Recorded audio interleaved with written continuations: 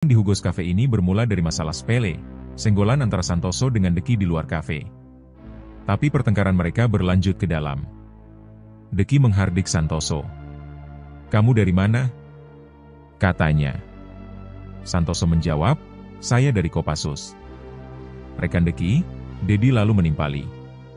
"Terus kalau di Kopassus kamu mau apa?"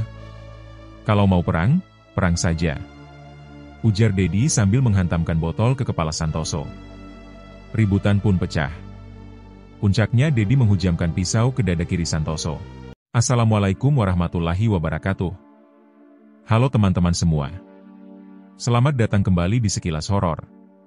Malam ini, kita akan mengungkap sebuah peristiwa berdarah yang tak hanya menggemparkan Indonesia, tapi juga mengguncang fondasi hukum dan keadilan itu sendiri.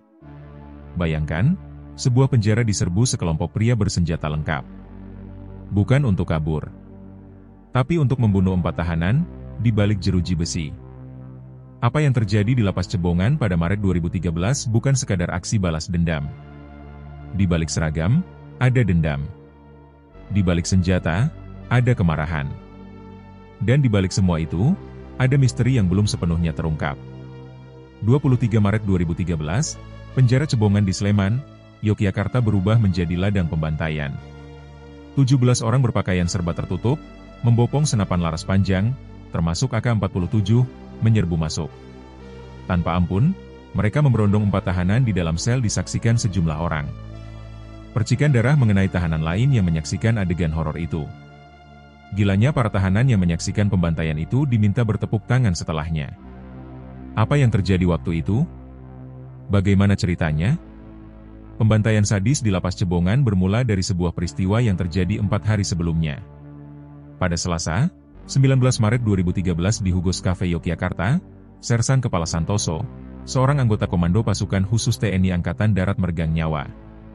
Dia dikeroyok sekelompok orang.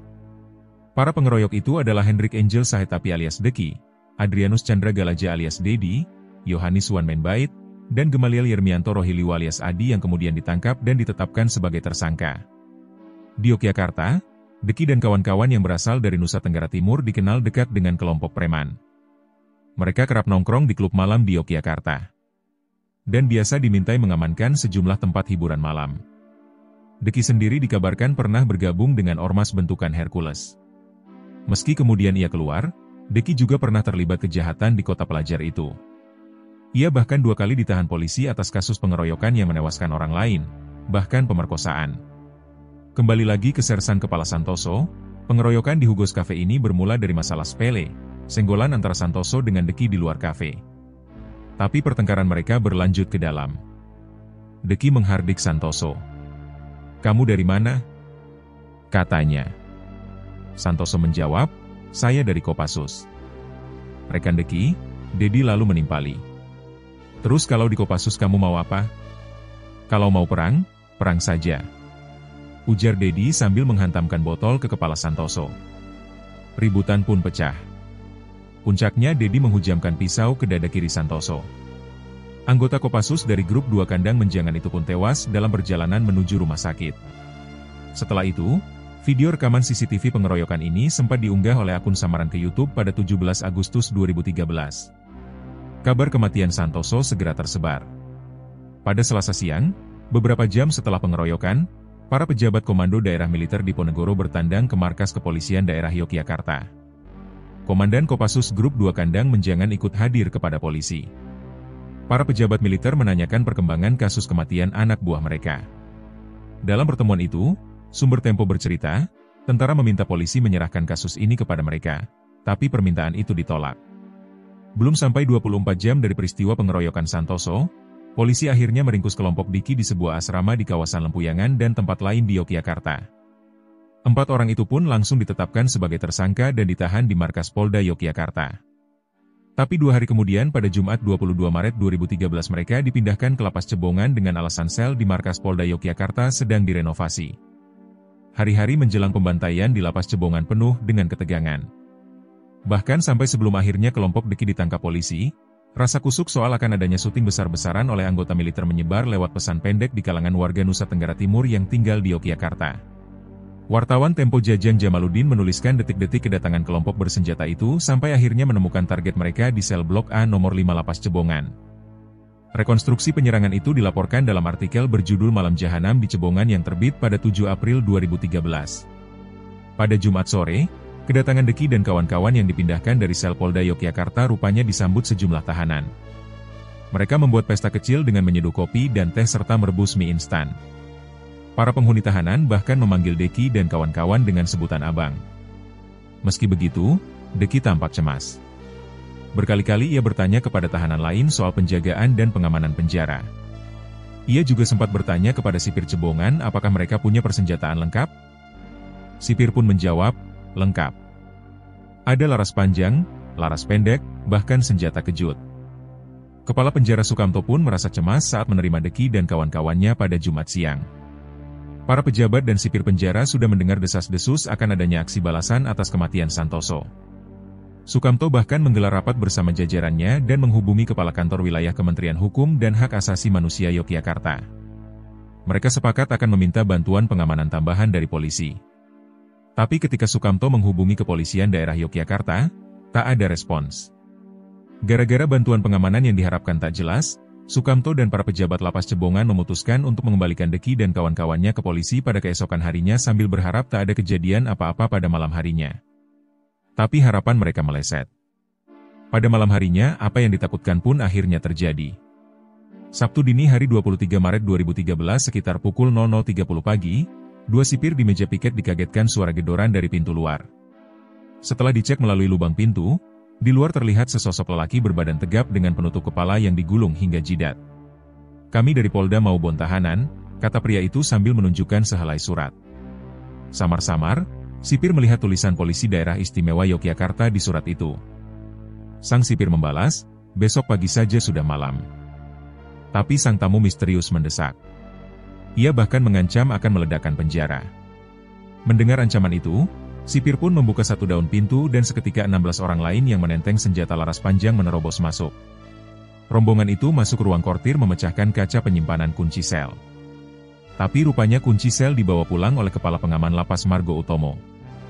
Dua anggota gerombolan lalu memaksa seorang sipir menunjukkan rumah dinas Margo yang terletak di samping kanan bangunan utama penjara.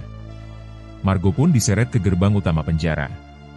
Gerombolan bersenjata itu lalu mengambil telepon seluler semua sipir dan menghajar petugas yang melawan. 8 dari 10 sipir terluka dihantam popor senapan. Setelah para sipir dilumpuhkan, kelompok itu berbagi tugas. Ada yang berjaga di halaman dan ada yang di ruang depan penjara. Ada juga yang lari ke ruang kerja Sukamto di lantai 2. Di sana mereka merusak server dan monitor kamera CCTV.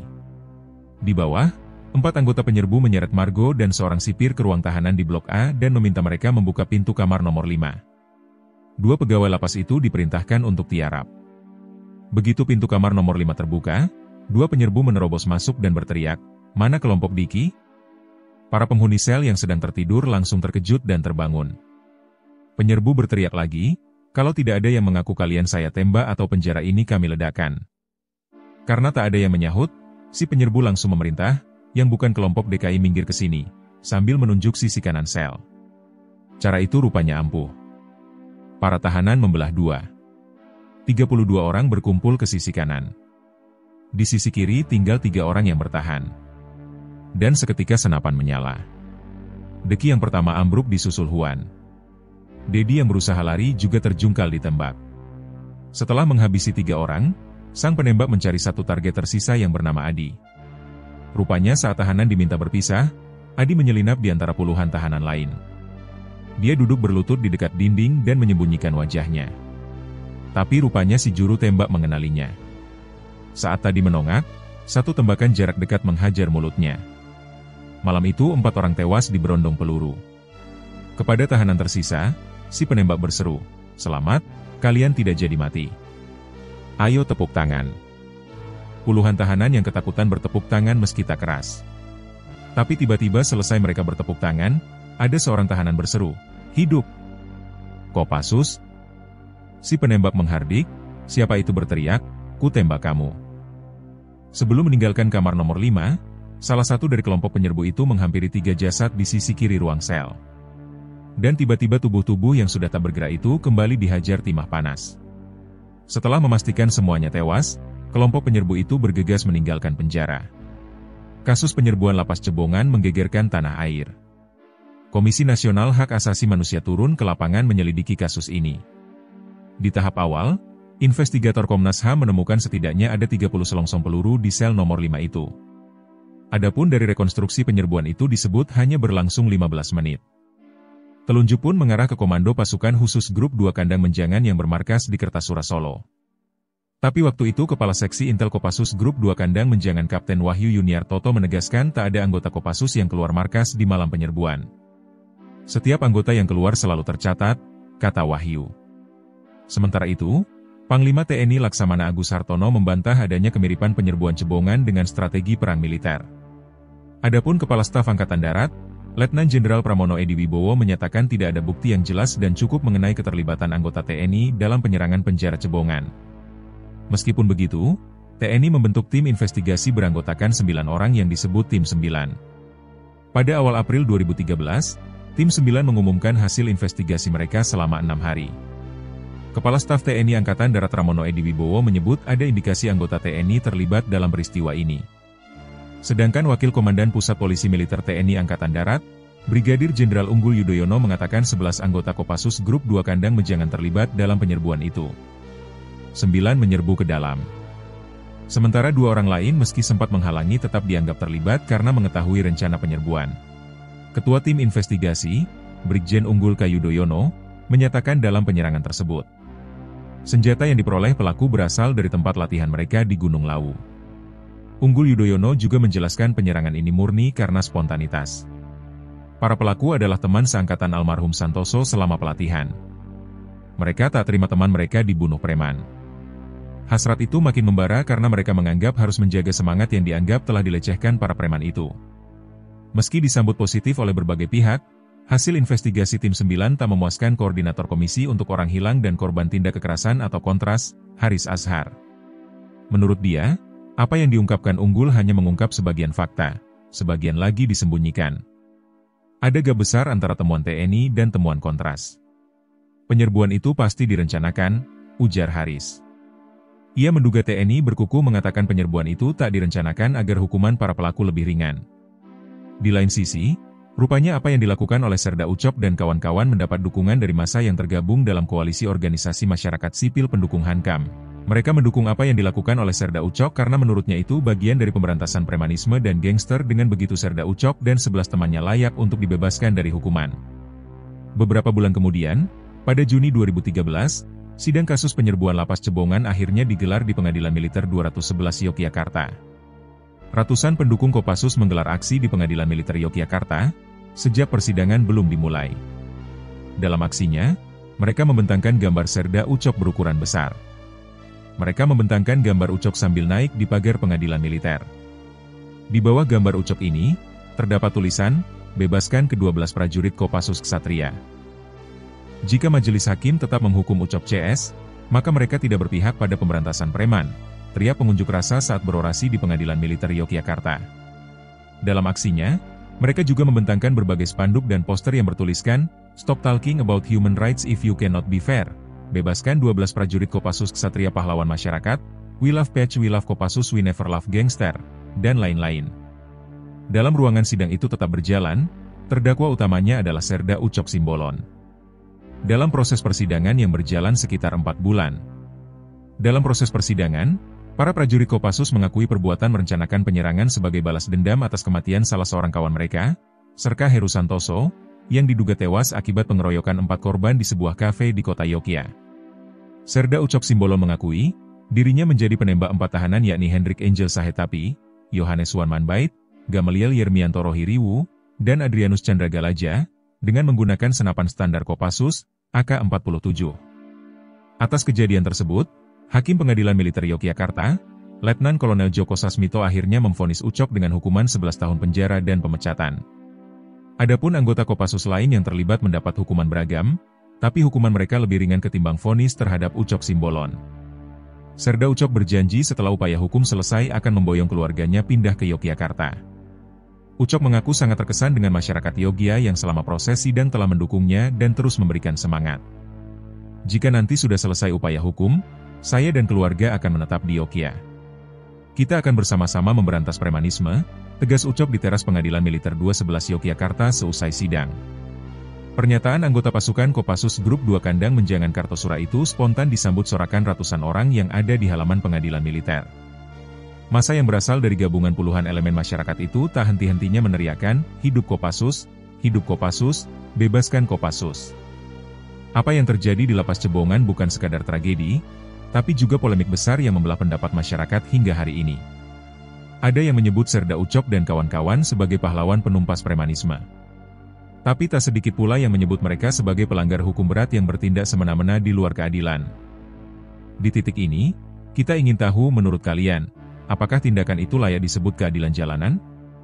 Atau justru bentuk lain dari kekerasan yang dibungkus seragam? Tulis pendapat kalian di kolom komentar. Kita bahas bersama, tanpa harus saling menyalahkan.